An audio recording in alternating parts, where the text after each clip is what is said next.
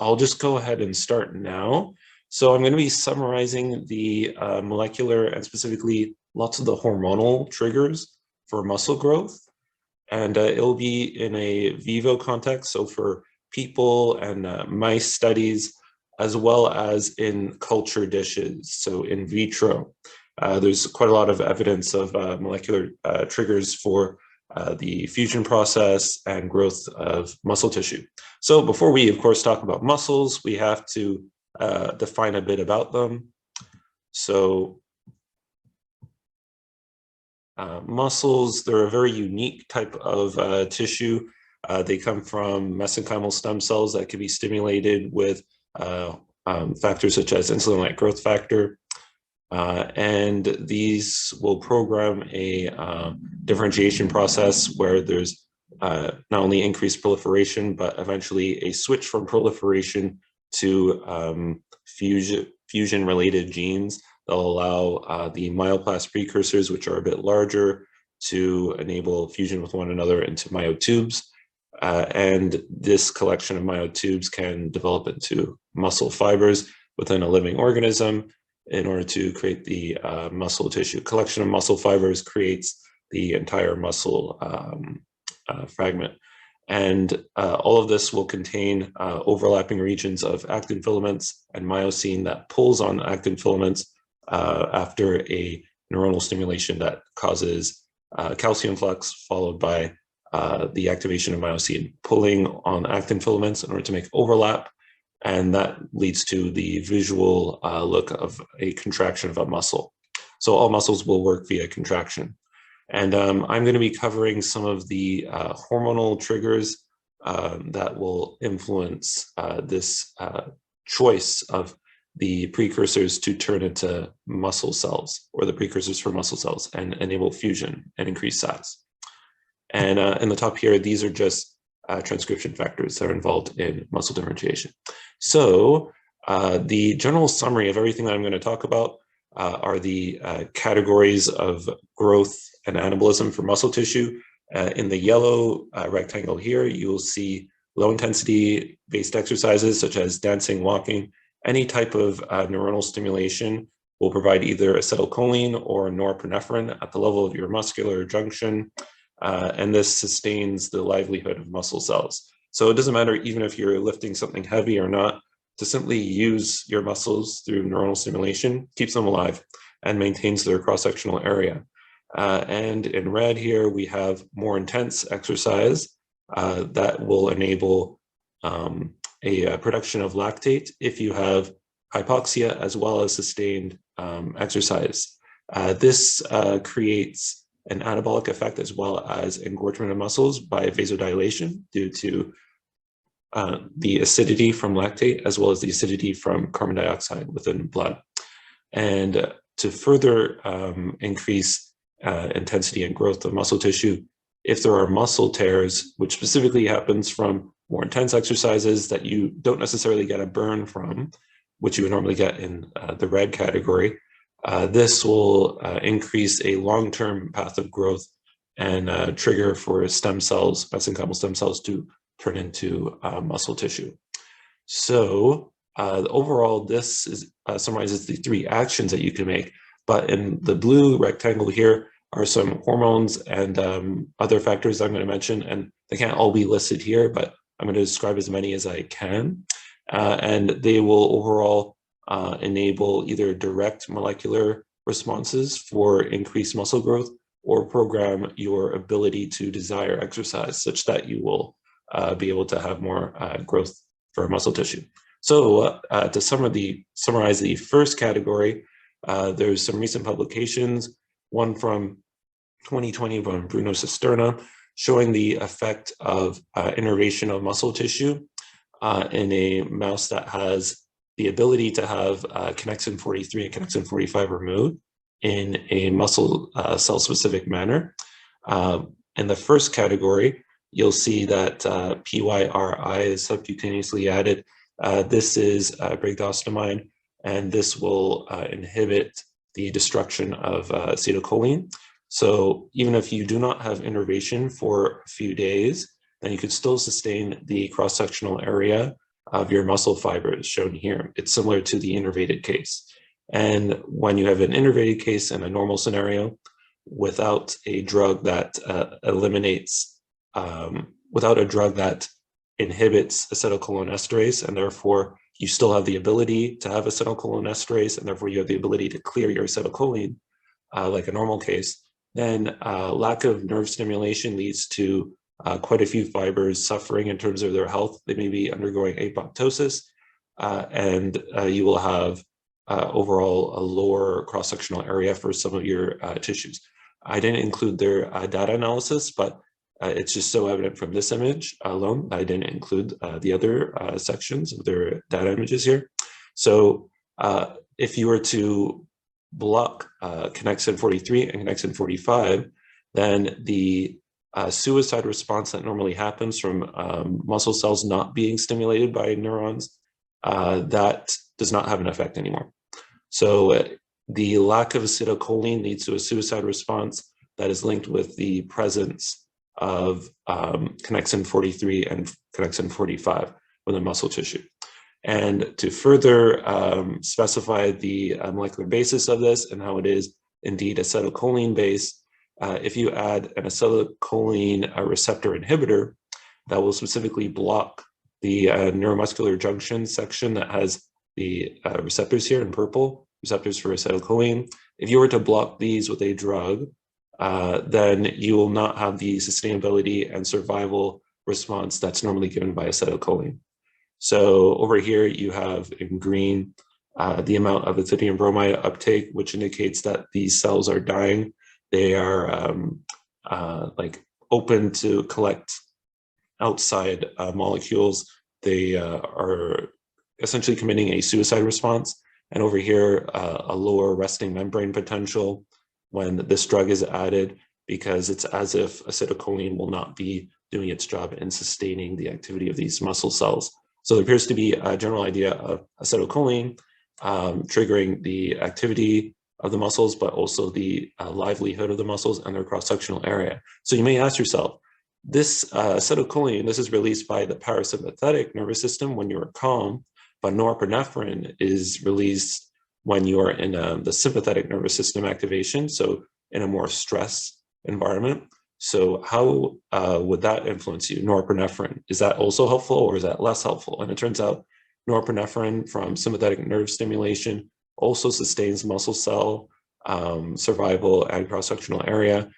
Here you could see after a sympathectomy, this means removing the sympathetic nervous system, which was done in mice like by dissection.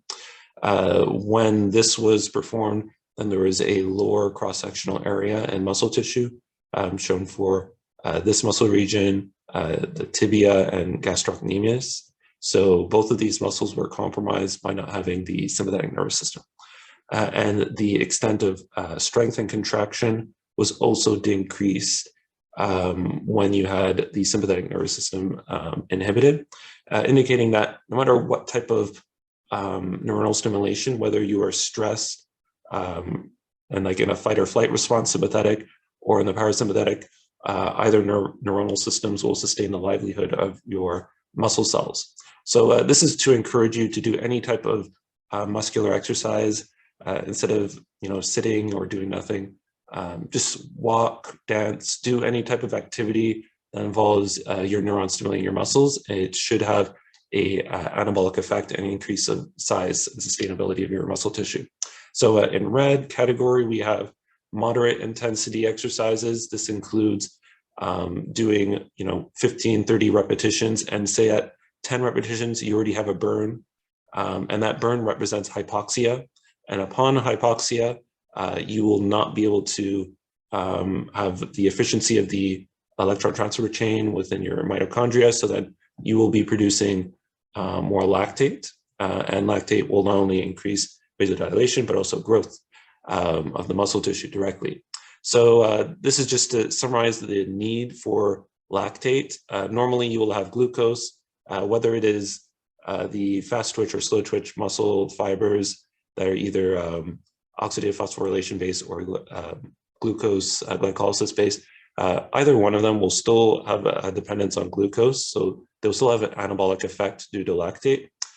So if you have glucose, it'll be cleaved to pyruvate, and then you can go through pyruvate dehydrogenase to make acetylcholine and fuel the citric acid cycle, Krebs cycle.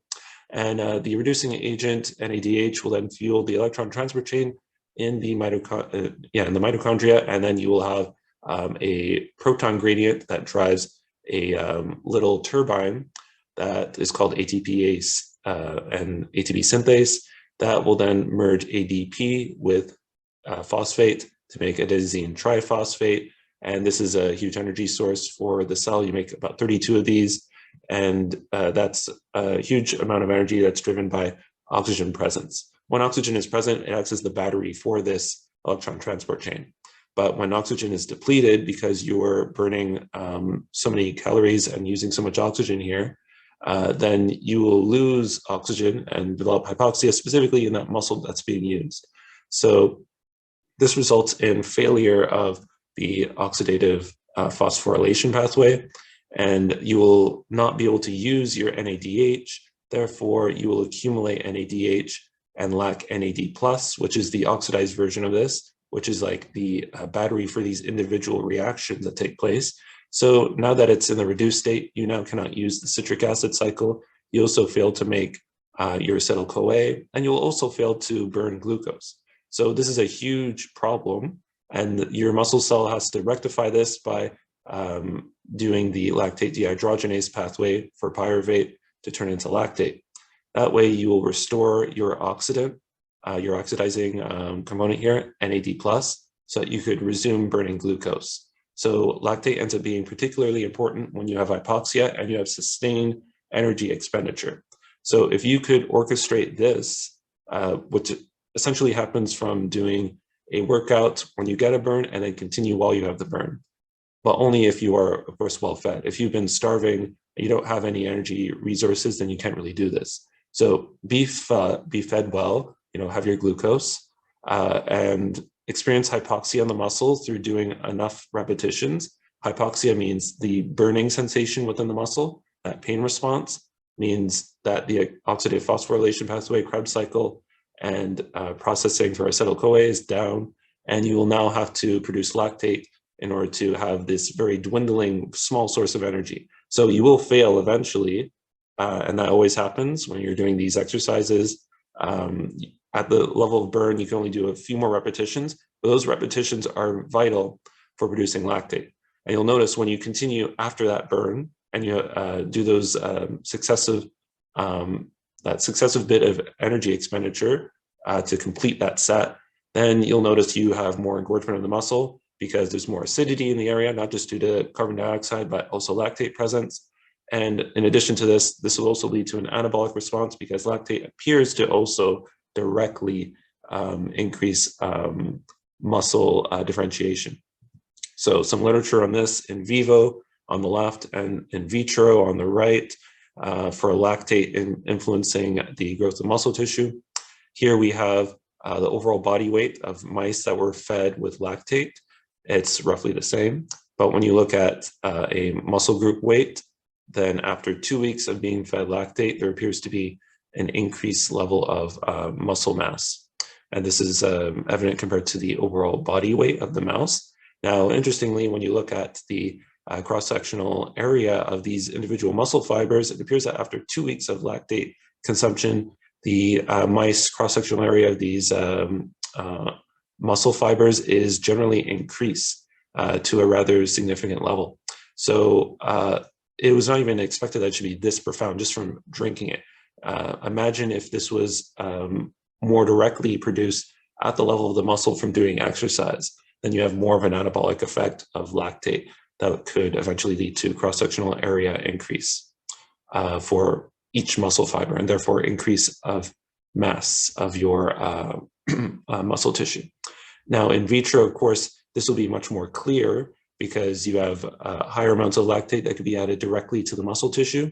So over here, we have just standard images of microscopy muscle tissue. And in the control group, you can see that there's some fusion, some myotube formation. But here you'll have even more thicker myotubes. The diameter is larger significantly, and you'll have longer myotubes shown here in red. You'll have a significant increase in the length, and this is corresponding to the myonuclei number. So it indicates that it's not just larger because it grew larger, it's larger because of increased fusion. So there's also an increased amount of protein content shown here that indicates that it's not just fusing more, there appears to be also perhaps more actin filaments and more myosin filaments for the activity of muscles in the long run. So lactate appears to increase fusion, growth, and most likely the protein interface involved in the activity of muscles. So that's just one aspect for lactate, but there's other factors that will also be released from muscle tissue that could enable the growth and development of muscle tissue. Now there's also high intensity exercise that could do more muscle tearing. This is important for long-term development and more stem cell differentiation into muscle tissue. And it's generally attained by doing exercises that don't even necessarily give you a burn, but that you could certainly feel afterwards. You might feel tension in your muscles the day after, indicating microtears. And it's very logical to assume that there would be microtears because you're reaching the breaking point for the maximum amount of tension that these fibers can attain when you have your maximum level intensity for a workload, not just doing it often enough to have more blood flow and more growth factors given. So it turns out that one of the major growth factors for muscle tissue that's also released by muscle cells themselves in order to induce their growth, that's called insulin-like growth factor 1, can also be released by macrophages and also by monocytes. So in the wild-type column, we have a case of muscle tissue that was damaged. The insult was done at day 0, and there's repair taking place at day 2. There's a significant amount of repair at day 5, and at day 10, it's essentially completely recovered. This kind of represents the process of doing a very high-intensity workout.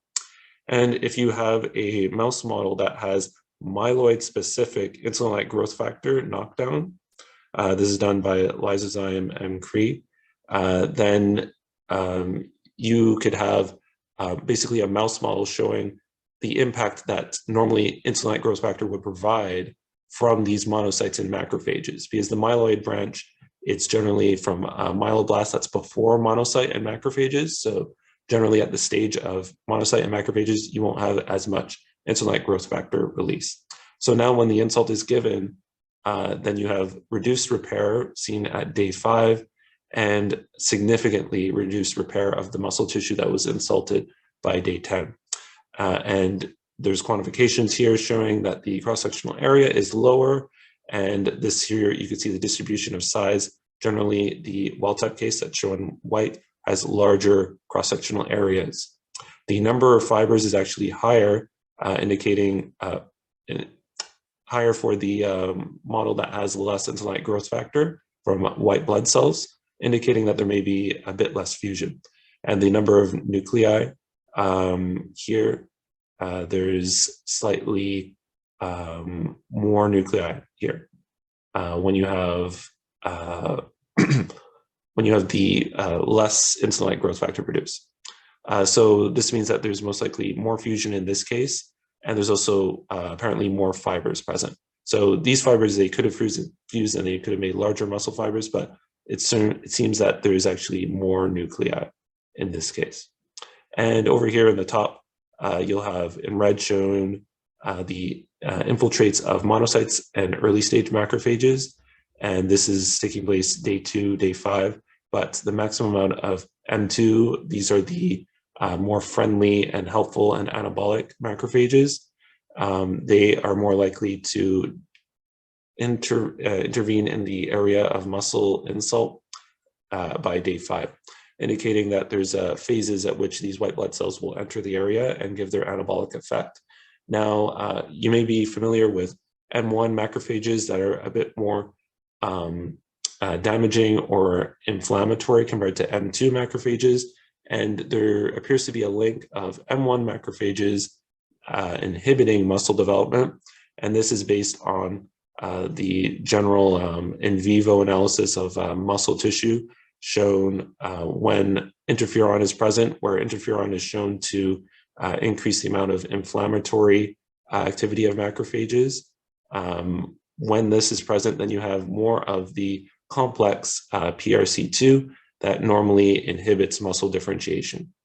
And this complex is also induced, this protein that normally supports PRC2 in the act of inhibiting muscle differentiation. So they together are essentially transcription factors that will prevent the process of fusion. So if you have macrophages that are not as friendly, say you have an infection or you're in an inflammatory state, then you will not be able to grow as much from molecular insult. So those days when you have a cold and you just don't feel like it, it's probably a good idea. It's good to go over those phases where you're not necessarily going to grow as much and not going to have the ambition to exercise in the first place, and also maintain a less inflammatory state. Try to have a healthy, balanced diet for the more M2 macrophages. Now, the final category in blue, hormones and general health. We have hormones such as leptin, insulin, and lower amounts of sclerostin, because sclerostin appears to decrease muscle development. There's multiple other hormones. I'm going to try to cover as many as possible. So osteocalcin, this is a hormone that's embedded within your bones, but it's inactive within your bones. And it's released by osteoblasts. And it's only activated when the acid of an osteoclast that resorbs bone meets it. That way, the osteocalcin becomes decarboxylated and therefore capable of activating its receptor. That's called G protein-coupled receptor 6A. So this is located specifically on multiple tissues, including muscle cells. So in mice that lack osteocalcin, there's overall a lower cross-sectional area. So these are osteocalcin null mice. In the 4 that were analyzed here, there's a significant drop in the overall cross-sectional area of muscle tissue, but the grip strength was roughly the same, indicating that the size of these muscle fibers was more perhaps correlated with the endurance capability of these cells, but not necessarily the maximum amount of strength that's perhaps linked with myosin filaments and actin filaments. So over here in the bottom rectangle, we have osteocalcin that is induced when adding supplementary osteocalcin. Then the cross-sectional area of these muscle tissues appear to increase. So this bone-derived hormone linked with proper bone cycle appears to increase the size, but not the strength of your muscle tissue. Now, this is molecularly most likely triggering the mTOR pathway. As shown here, the target of mTOR, S6K1, appears to be phosphorylated when osteocalcin is provided as a supplement. So mTOR, if you're not familiar with, there's a lot of literature linking mTOR, this complex involved in metabolism, a lot of literature linking it with the size of a cell. The size of osteoclasts, for instance, expands greatly when mTOR is induced, and it appears that there's a link of size induction of muscle cells and mTOR presence. Many cells have been correlated with increased size and mTOR activity. So it just makes a lot of sense that we see this once again in the literature, where there's increased size of a cell, indicating perhaps more endurance capability for this specific cell, and mTOR activation. Now, osteocalcin could also drive testosterone production. So there were in vitro assessments done where the deactivated version of osteocalcin was added, no effect was given, and the activated uncarboxylated form appears to increase the level of testosterone in vitro Leydig cells from mice. These are the cells that normally produce testosterone, Leydig cells. So there's also experiments showing that when you specifically inhibit the surface receptor, G protein-coupled receptor 6A, then you will have no effect of your active osteocalcin. Even though osteocalcin is decarboxylated here, then you will still not have the active response of producing testosterone. But when you add osteocalcin alone in the active form, then you will produce testosterone from these Leydig cells. So it shows that it's molecularly linked in the presumed or hypothesized mechanism of osteocalcin binding to G protein coupled receptor 6A and then inducing testosterone production. So it shows the effect of having proper bone cycle. So having a healthy lifestyle, keeping your bones healthy by walking often, jumping often, living an active lifestyle, this will sustain your testosterone levels, or it is at least presumed from this. And there's muscle biopsies done from men treated with testosterone showing that there is indeed an increased level of cross-sectional area, specifically of type 1 myofibers here and of type 2 myofibers here. And this is all generally predicted. Like, we know that there's an anabolic effect from testosterone. Now, another hormone to be careful of is sclerostin, which is a hormone released by osteocytes upon lack of tension felt in bones. Your osteocytes within bones are very branched. They have lots of tentacle-like structures that allow mechanosensitive properties in your bones. And if they are not being stimulated for a long time, then they will release more and more sclerostin. And sclerostin is a hormone that inhibits Wnt signaling because it binds to the co-receptor of Wnt that is called LRP5 and LRP6.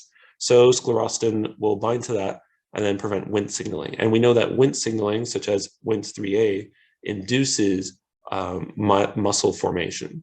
So the myocytes that have osteocyte media will provide Wnt. And if you simply add Wnt, then you will induce fusion.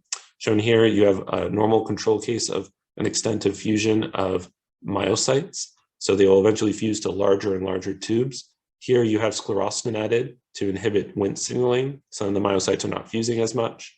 Here you have osteocyte media that provides Wnt that will enable fusion. Here you have Wnt added that will enable fusion. And osteocyte media could also provide other factors for the muscle cells, not just Wnt.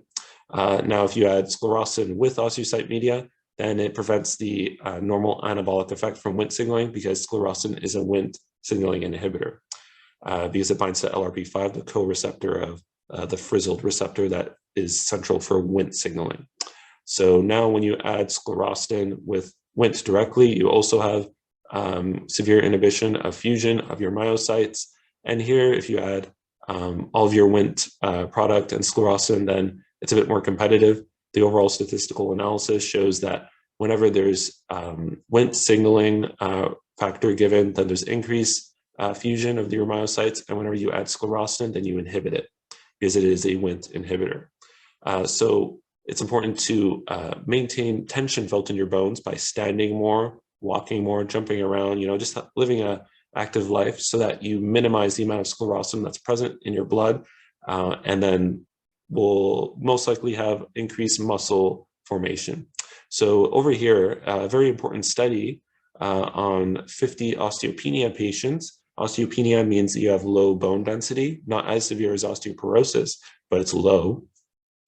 These are older individuals, and you would think maybe there's no way to change their body mass index, no way to change their sclerostin levels, things are already set in motion, but it's not true. After this 6-month study, after the first phase of 3 months, there was not really a significant change in sclerostin levels.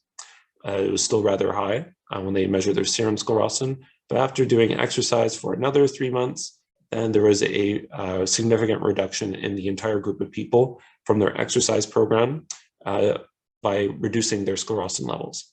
So this shows that the physical activity, physical tension felt in your bones can, over a long period of time, not a short period of time, but over a long period of time of many months, will decrease your overall sclerostin levels, and they will generally be sustained as lower. So then you'll have a body that's programmed to have a bit less fat, because sclerostin will inhibit Wnt signaling and enable adipogenesis. That increases your fat mass, according to my previous presentation that I was giving. And sclerostin will not only increase fat mass, but it will decrease muscle fusion. So it's exactly what you don't want. You do not want to have sclerostin. You want that to drop. And after doing exercise programs for quite a few months, then you should have a significantly lower level of sclerostin to match that profile of someone that's leaner, that will have less body fat mass and more muscle mass. Of course, I don't want to cover it too much in depth because insulin, we already know, will increase muscle differentiation. It was shown that in muscle biopsies of diabetic patients, when they were induced with increased insulin, then there was increased amounts of the more myogenic differentiation factors like MyoD and myogenin, and the inhibitors of myogenesis, muscle differentiation, MRF4, were decreased. So it shows that insulin is not only an anabolic drug in general, it will increase the differentiation potential of your muscle cells by directly altering differentiation factors that are well known. So an important, interesting topic, and this is near the end of it, of what I will cover. It's the second last thing that I'll mention. This is leptin. So this is a hormone released by your fat cells when they are overfilled. They're very plentifully fed. They have lots of fat reserves, and they're going to give a response saying that you are full. You do not need to eat anymore. It gives satiation, and it gives a desire to do exercise. You'll notice times after you've eaten high-calorie meals, you just have this desire to get up and do some fitness workout and stuff. This happens, of course, after that tired phase of eating. Happens like maybe an hour or so afterwards when your fat cells are actually fed. And leptin will not only alter your psychological state of mind, it appears to also have an effect of perhaps more directly influencing muscle anabolism. So here you'll see total muscle mass in mice that are fed high fat diet appears to have a correlation with higher serum leptin levels, indicating that muscle mass may be linked with leptin. But the more recent article here from this year, present, has some rather convincing data. They created a fat-free mouse, and they showed that this fat-free mouse that would not have fat-related hormones such as leptin has reduced muscle mass.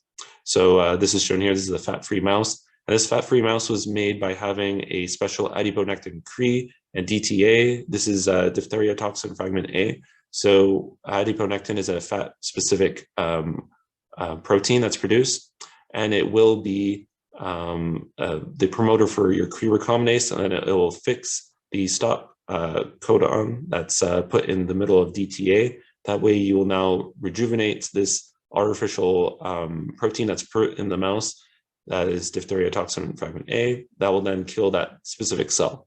So now you have a fat specific killing of fat cells. So this is how they created a fat-free mouse through adiponectin-Cre, and this mouse appeared to have overall less. Yeah, someone has raised their hand. If you want, you could ask the question. It's fine. Yes, I have a question. I'm sorry, it's a couple of slides back. Oh, sure, no problem. This one, yeah. Oh, yeah. About the sclerostin levels. Yeah.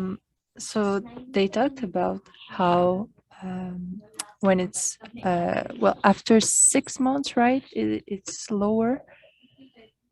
Yeah, so something like that. Yeah, this was the there were 3 time points when all the participants were measured for their serum sclerostin levels, and after the 3-month period, so within this phase of like 3 to 4 to 5, and then eventually at the 6-month period, they had lower sclerostin levels, but it wasn't shown so much in the earlier phase.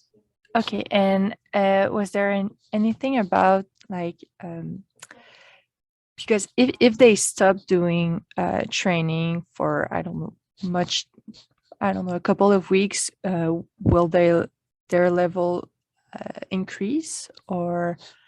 Yeah, that's a good question. About that, yeah. So I believe personally that it would be a long-term hormone to alter, a long-term hormone to increase or decrease. So it kind of is based on osteocytes measuring their tension, and it appears that over time of measuring tension, there's a long-term effect that takes like many days and then many weeks in order to change the overall level of sclerostin that they're going to be producing in the long term. This is how I assume it, because there were studies showing a less long-term effect, and I was presenting it at the previous presentation that I did on fat production and like the ways to lose fat mass. And whenever I looked at studies showing sclerostin levels based on osteocyte production in a short-term fashion, you'll notice during the workout itself, your blood sclerostin levels rise. And this is because whenever you do an exercise, you're most likely using your limbs, your legs, your arms, and your legs and arms have muscle and bone tissue that is essentially the source of sclerostin. Sclerostin comes from your muscles and from your bones, but primarily from your bones. So the moment you have increased blood flow to your bones, then you're going to increase your serum levels of sclerostin because you're feeding more blood vessels to the cells that are specifically providing sclerostin. So whenever you do it in the first few minutes and hours, sclerostin levels are higher. But within weeks, then like you don't really notice a difference. And then in the long term, it's like your body is programmed to be metabolically different because it has hormones that are now of a different profile. So it's not going to have elevated sclerostin expression anymore. So osteocytes are not going to be providing that. But it seems to be more in the long term. It's of course a very good question, and there's publications that show short term, and then I don't find them convincing, so then I don't even want to share it. Then I see the long term, and I see that there's significance, and I see in the short term, even in their own experiments, they don't even find a difference. So it kind of shows that it's more of an effect in the long term. Whenever you have a style of living for quite a while, like months, that is showing muscle and bone tension, then you have lower sclerostin levels, and you'll have higher osteocalcin levels simultaneously that will lead to weight loss and increased muscle mass. But it's a very good question. You see, I can't even thoroughly answer it with confidence because it's based on the limiting factor of the research that's out there. And what it seems whenever there's short-term research, there's even higher sclerostin levels minutes and hours after doing the workout. And then it's like not significantly different within like a month, and it's significant only like well after. So it's hard to really say that it happens very soon, even though it should be happening soon because osteocytes should rather quickly measure a tension response and give their mediated hormonal either deficit or increase. So it makes sense that you would think that it would happen quickly, but it appears that the best data out there shows it later, like after a long period of time. Okay, thank you. Yeah, thanks. And of course, it's a great question. Thanks for sharing that. So this fat-free mouse that has an inability to have fat cells because we're killing quite a few of them through adiponectin-Cre, they have overall a lower amount of gastrocnemius mass, that's a muscle in the leg, the lower leg. And this was considered significantly smaller, significantly less mass in this fat-free mouse. So they also specifically looked at the types of fibers, and it appears that the type 2X, although there's conflict within the paper whether it's type 2B or type 2X, overall there appeared to be a lower amount of the type 2X in the muscle tissue when the fat-free mouse is present. The other tissues like slow twitch type 1, they appear to not be as thoroughly affected, but it may make sense. The more intense metabolic response and tension response from type 2 muscles may be more affected by leptin and say high calorie based living. So they may be like bodybuilders that have higher fat mass, and then that may be linked with more triggers for growth of muscle tissue. Because we know that the strongest athletes, at least for humans, they tend to not be the leanest ones, but they tend to also have fat mass on them. So maybe that there's molecular triggers for increase of the fast twitch muscle fibers. Now, interestingly, when they provided MEF cells, this is a type of embryonic fibroblast, mouse embryonic fibroblast that is essentially mesenchymal stem cell. This will increase certain hormone profiles that would be normally given by adipose tissue.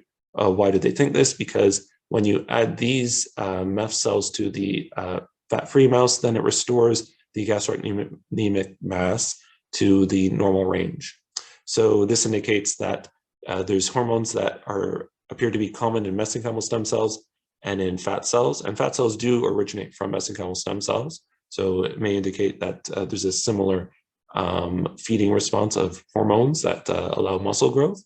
And it appears that when you add leptin deficient MEF cells in the transplant for these fats-free mice, that it does not fully restore their ability to have the normal muscle mass.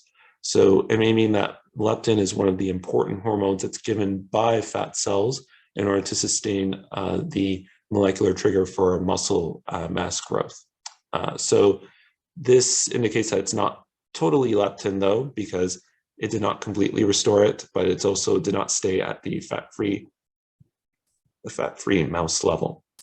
And of course, just so that you know, the MEF-OB mouse, this is a mouse that does not have leptin. That's why it's obese. So leptin normally makes you satiated, not want to eat anymore and more exercise. So this mouse is normally obese. And you take those MEF cells from that mouse and provide it in a transplant.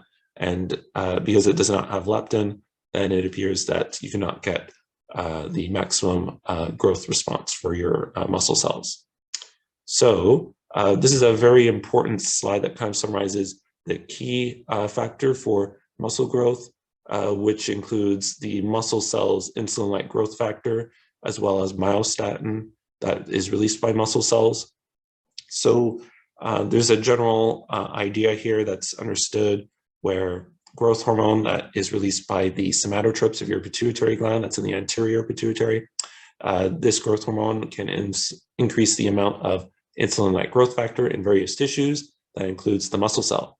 Insulin-like growth factor is one of the main differentiation factors. Well, it's like a paracrine factor that you could release from muscle cells to trigger differentiation of your muscle cells. And it could be induced by exercise, or by exercise inducing growth hormone, or by you having a normal growth hormone cycle. So the majority of your growth hormone is released while you sleep.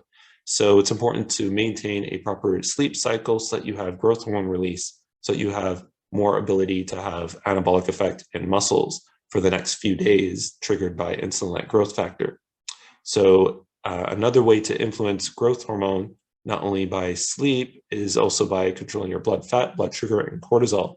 If you have high blood fat, high blood sugar, these are normally induced by growth hormone. So they're inhibiting growth hormone release from your pituitary gland. So if you have high blood sugar chronically, then you're going to prevent growth hormone release because growth hormone would already be trying to supply sugar. So it's not going to be induced by already high sugar. It's like a negative feedback response that's ingrained in our biological systems. So it is not normally released. It can be produced in your pituitary gland, but it won't be released from the pituitary gland. If you have high blood sugar, high blood fat, and cortisol, which is a glucocorticoid, it will normally be inhibited by this as well. So by having lower growth hormone secretion, by having poor diet or having poor sleep, you will decrease the ability to have growth hormone induce your muscle tissue. So it's important to have that healthy diet aspect. Now, this data over here is showing that the growth hormone will specifically raise insulin-like growth factor in patients, and it will lower the myostatin here, which is shown to be significant. But the myostatin was shown as a muscle biopsy, not as serum levels. So this may, in a way, be perhaps more reliable, showing that myostatin was significantly lower. Myostatin is released by muscle cells to ensure that muscle cells do not grow as much. So it appears that growth hormone has the ability to get rid of the principal inhibitor of muscle growth and the principal activator of muscle growth, that is insulin-like growth factor. And of course, you could provide your own insulin-like growth factor from white blood cells, but you'll be immunocompromised if you do not sleep. So it's important to get sleep so that you have the other source of insulin-like growth factor that could come from your white blood cells. So the sleep really is important. It's important to remember that we don't grow from the exercise that we do. We destroy ourselves with the exercise that we do. So it's important to have that sleep and diet part so that you have the proper anabolism for growth of your muscles. So the overall summary here, you could make use of any type of activity that you do. Neuronal stimulation appears to increase the cross-sectional area of your muscle cells and the survival via acetylcholine from the parasympathetic and via norepinephrine from the sympathetic nervous system. Having moderate intensity exercises tends to be the most fruitful aspect for muscle growth, because you will have a type of exercise that you could do almost any day, and it increases blood flow, and a type of paracrine factor that will not only increase blood flow to the area, but also directly induce growth of your muscle tissue. And increasing blood flow is important because you have a wide variety of other factors that could support your muscle growth at the same time. The high intensity exercises, that depends on making muscle tears to increase the amount of mesenchymal stem cells that return into the repair tissue for a broken muscle tissue. This could be induced by white blood cells that also supply insulin-like growth factor, and maintaining your sleep cycle and your proper high fiber caloric intake to prevent blood sugar spikes and blood fat spikes will sustain your growth hormone levels, as well as maintain your insulin sensitivity so that you could grow from those hormones. Maintaining leptin sensitivity is also important. The more that we gain weight, the less sensitive we are to leptin. So it's important to maintain a similar weight ratio, not keep on gaining. You could still make use of leptin by overdosing in calories, but if you do it too much, then you're going to lose sensitivity to leptin and you'll lose muscle mass in the long run. Maintaining your muscle tension through simply standing, walking, jumping around, doing exercises. This will decrease your sclerostin levels and increase your osteocalcin levels, both of which will increase the cross-sectional area of your muscle cells when they're in that effect. So lowering sclerostin and increasing osteocalcin. Osteocalcin will also increase your testosterone. Lots of these mechanisms are linked, like the growth hormone and insulin-like growth factor, sleep, and maintaining insulin-like growth factor from your white blood cells. So it's important to look at all the possibilities that you could have and how even the littlest effect of just walking, dancing could influence your muscle growth and sustainability of metabolism. So I hope you all keep these into mind and yeah, enjoyed the presentation and stuff. If ever you have any questions, feel free to ask. And I could like look up things that like I don't know necessarily and provide that to you afterwards, because it's all pretty important stuff. This is like the prevention of disease instead of just treating disease. So it's more important for our overall enjoyment in life and for basically, you know, saving us from travesty in the end. So yeah, feel free to ask any questions.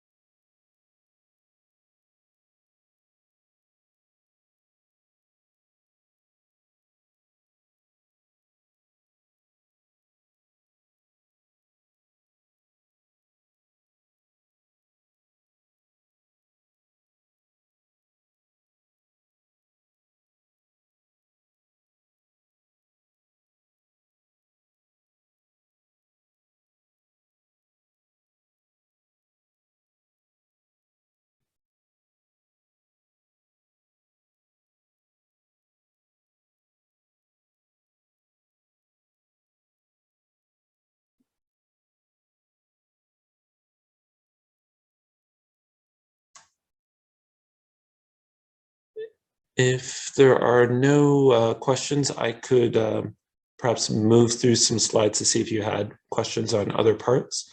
But you could also feel free to ask questions at another time as well. Most importantly, I'll have to thank you all for participating and listening for this. Oh, and you could also ask questions through the chat if you felt like it.